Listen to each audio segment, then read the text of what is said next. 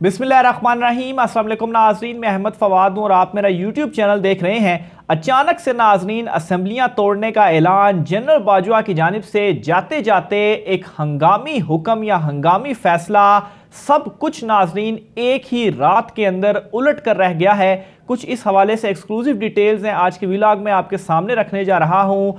मौजूदा हुकूमती हल्के जो कि मर्जी का आर्मी चीफ तैनात करने के बाद खुशियाँ मना रहे थे कि हमने तो इमरान खान को आउट क्लास करके रख दिया है, और फिर इमरान खान साहब जो लॉन्ग मार्च उन्होंने इस्लामाबाद लेकर आना था वो लॉन्ग मार्च भी इमरान खान इस्लामाबाद नहीं लेकर गए, रावलपिंडी में ही उन्होंने पावर शो किया। इस पर भी राना सनाउल्लाह खुशियां मना रहे थे और कह रहे थे देखें ये तो आए ही नहीं। ये सारे लोग अब मुंह छुपाते हुए इस वक्त फिर रहे हैं। इमरान खान साहब ने बड़ा ऐलान जो है वो किया है, और ये ऐलान इमरान खान साहब ने असेंबलियां तोड़ने और असेंबलियों से इस्तीफे देने के हवाले से किया है। अच्छा, इसमें नाज़रीन एक बात बहुत ही इंपॉर्टेंट है क्योंकि काफ़ी ज़्यादा कंफ्यूजन भी फैली हुई है, मैं आपके सामने पहले क्लियर करता चलूँ कि पंजाब और केपी दोनों में इमरान खान साहब की अक्सरियत है। फिर इसके अलावा नाज़रीन सिर्फ ये दो असेंबलियां नहीं हैं बल्कि गिलगित बल्तिस्तान और कश्मीर की भी असेंबली है, और इन दोनों में इमरान खान साहब की अक्सरियत है।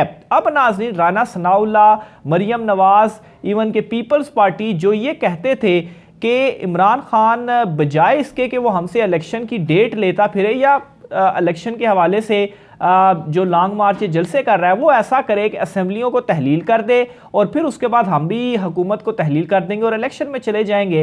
अब ये लोगों को मुंह की खानी पड़ रही है, और पूरा मीडिया जो एक हुकूमती जो स्पोक्स पर्सन बने हुए हैं, यहाँ तक कि वो मीडिया वुज़रा जो कि प्रेस कॉन्फ्रेंस से सारा दिन किया करते थे वो भी इस वक्त मुकम्मल खामोश हैं, क्योंकि इमरान खान साहब ने कह दिया है कि वो असेंबलियां तोड़ने जा रहे हैं। अब ये कहते हैं कि इमरान खान के खिलाफ इस फैसले को काउंटर करने के लिए हम क्या करेंगे कि पंजाब में तहरीक अदम एतमाद जमा कराएंगे। जब तहरीक अदम एतमाद जमा करवाई जाती है तो उसमें यह होता है कि फिर आप असेंबलियां तहलील नहीं कर सकते।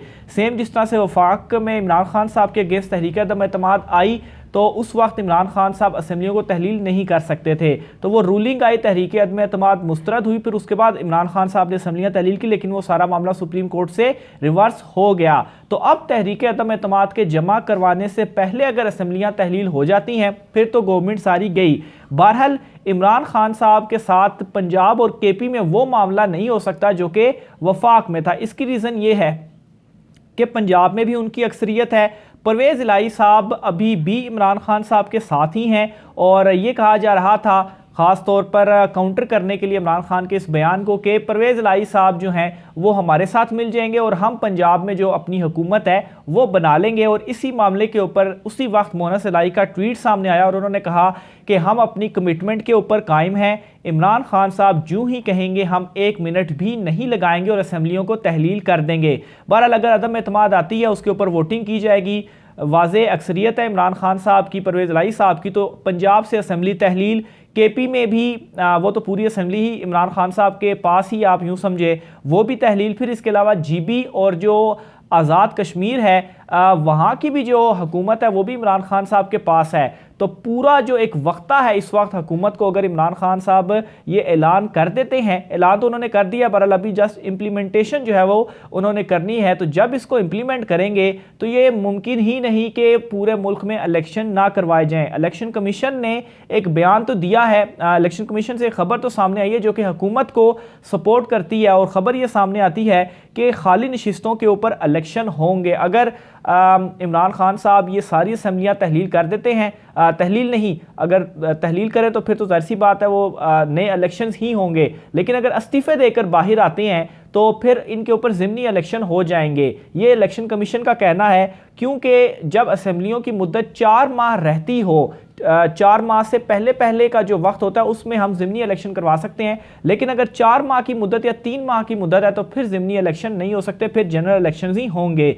तो इस वक्त हुकूमत को एक तो ये वक्ता पड़ा हुआ है, हाथ पाँव और मुंह छुपाते हुए वो इसी वजह से फिर रहे हैं। फिर इसके अलावा फवाद चौधरी ने भी कल एक ट्वीट भी किया, और कुछ फिगर्स भी मैं आपके सामने रखता हूँ कि बराह रास्त जहाँ पर इलेक्शन होने हैं 859 कुल नशिस्तें हैं, जिनमें से अगर पाकिस्तान तहरीक इंसाफ निकलती है तो 563 नशिस्तें जो हैं वो खाली होंगी और पीछे खाली 296 ही नशिस्तें बचती हैं। तो इन नशिस्तों को लेकर तो मौजूदा हुकूमत के पास कोई भी जवाज़ नहीं है कि वो हुकूमत में रहें, क्योंकि तकरीबन 70-80% जो असम्बलियाँ हैं वो सारी की सारी तहलील हो जाएंगी। अब नाज़रीन यहाँ पर एक नुक्ता आपने जहन में रखना है कि जब इमरान खान साहब पंजाब असम्बली तहलील करेंगे तो वो सारी की सारी तहलील होगी, यानी कि जो नून लीग और पीपल्स पार्टी के लोग हैं वो भी फारग हो जाएंगे, क्योंकि वो वहां से इस्तीफे अगर दें तो इस्तीफे में तो सिर्फ पीटीआई के इस्तीफे आएंगे, लेकिन तहलील से होता है पूरी असेंबली ही खत्म जो है वो हो जाएगी। तो इससे जो उनकी तादाद है वो भी गई और केपी में भी इसी तरह से होगा। सिंध में ये हो सकता है कि पाकिस्तान तहरीक इंसाफ और इत्तेहादी जो हैं वो अपने इस्तीफे दे दें, बाकी वो असेंबली चलती रहे, पीपल्स पार्टी की वहाँ पर हुकूमत है। सेम बलूचिस्तान में भी जो इस्तीफे वो उनके आएंगे। तो ये जो मैंने आपके सामने नंबर रखा है ये उस एतबार से नंबर रखा है। तो इसलिए 70-80% जो असेंबलियाँ हैं वो ख़त्म हो जाएंगी, तो फिर हुकूमत का चलना वैसे ही महाल हो जाएगा। ऑलरेडी जो माशी सूरत हाल है और उस सिचुएशन के अंदर फिर एस्टेब्लिशमेंट जो है ज़ाहिर सी बात है उनकी जानिब से भी किरदार होगा, वो भी कहेंगे कि बस अब जो इलेक्शंस हैं वो करवा देने चाहिए। तो इमरान खान साहब ने जो ये लोग सोच रहे थे कि मर्जी का आर्मी चीफ तैनात करने के बाद बड़े खुश थे कि हम ये कर देंगे हम वो कर देंगे, एक ऐलान के बाद इमरान खान साहब के एक सरप्राइज के बाद सारा का सारा जो मामला है वो रिवर्स हो चुका है।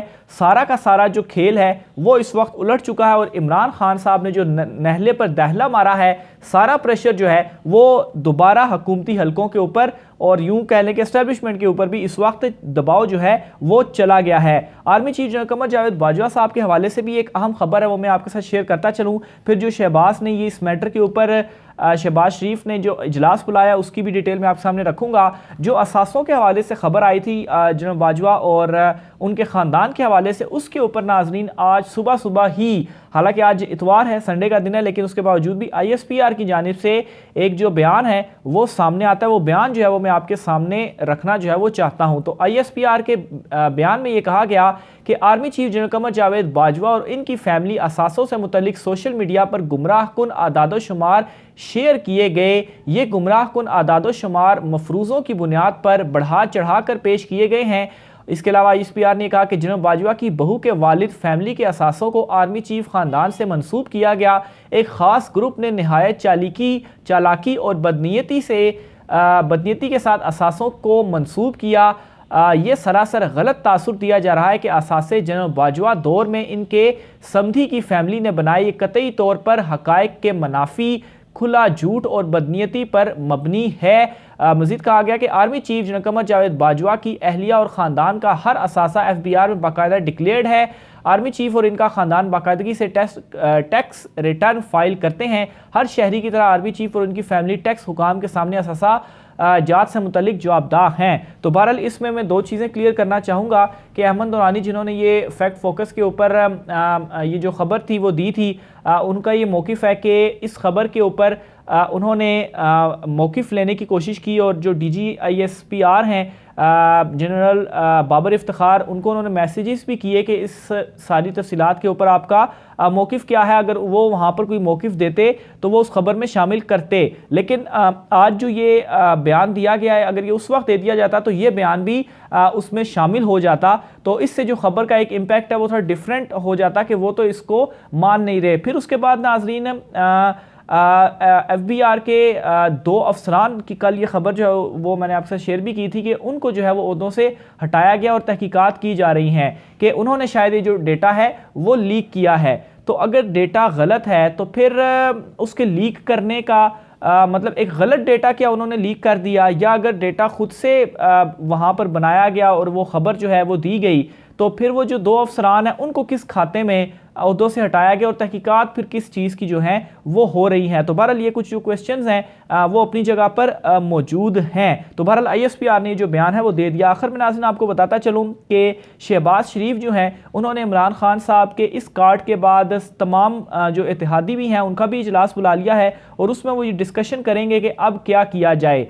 गवर्नर को भी, गवर्नर पंजाब जो हैं बलीगुल रहमान, उनको भी शहबाज शरीफ की जानिब से बुलाया गया है मुलाकात के लिए कि पंजाब में गवर्नर राज के हवाले से हो सकता है कि वो लगाया जाए। लेकिन अभी सिचुएशन बिल्कुल नॉर्मल है और अगर असेंबलियां तहलील होती हैं तो फिर गवर्नर राज आप किस रीज़न और किस बेस के ऊपर जो है वो लगाएंगे और अदम एतमाद की तहरीक का पेश की जाएगी। ये भी चीज़ें आज ये इजलास होगा, इसमें डिस्कस की जाएंगी। लेकिन इमरान खान साहब ने इस वक्त तमाम को, न्यूट्रल्स को भी और मौजूदा हुकूमत को भी इस फैसले के बाद फंसा कर रख दिया है। राना सनाउल्लाह जो बड़के मारते थे कि तहलील कर दें आप पंजाब केपी असेंबलियां तो हम इलेक्शन में आ जाएंगे, हम भी तहलील कर देंगे, मरियम नवाज भी ये कहती थी, पीपल्स पार्टी भी कहती थी, लेकिन अब जो है वो बिल्कुल ही गायब हैं। मजीद इस वाले से तफसीलात भी आपसे शेयर करता रहूँगा। आज के वीडियो से मुझे इजाज़त दीजिए। अल्लाह हाफिज़।